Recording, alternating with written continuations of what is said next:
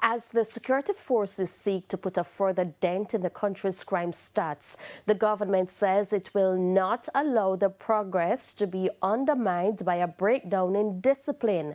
Prime Minister Dr. Andrew Holness has rejected corruption and conduct that undermines public trust. Anthony Logg reports. The 41% decline in murders in 2025 has offered cautious optimism from stakeholders. The police has been hailed for its success and has committed to build on those gains.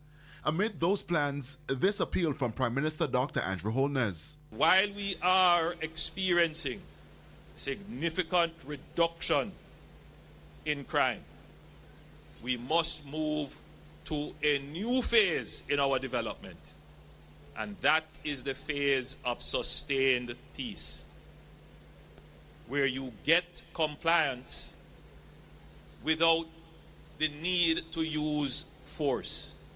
Dr. Holness, who was speaking at the graduation ceremony for new police officers in St. Catherine this week, while firmly rejecting corruption and conduct that undermines public trust, stressed the need for partnership in the crime fight. Crime is not only solved by law enforcement alone.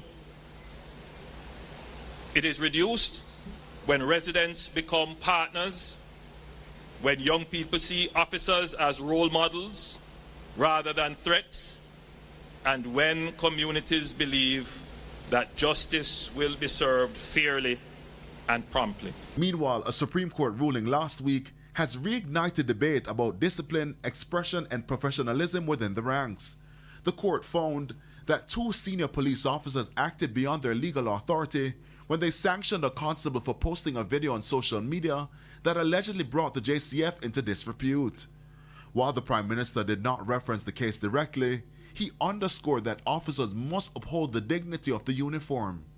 When you wear your uniform, you must act according to the values and principles of the uniform, no matter what is popular, no matter what is going to get you likes, no matter what other people think. You represent an institution that has values that it is placing before the public. It may not meet them all the time, but it must continue to aspire to them.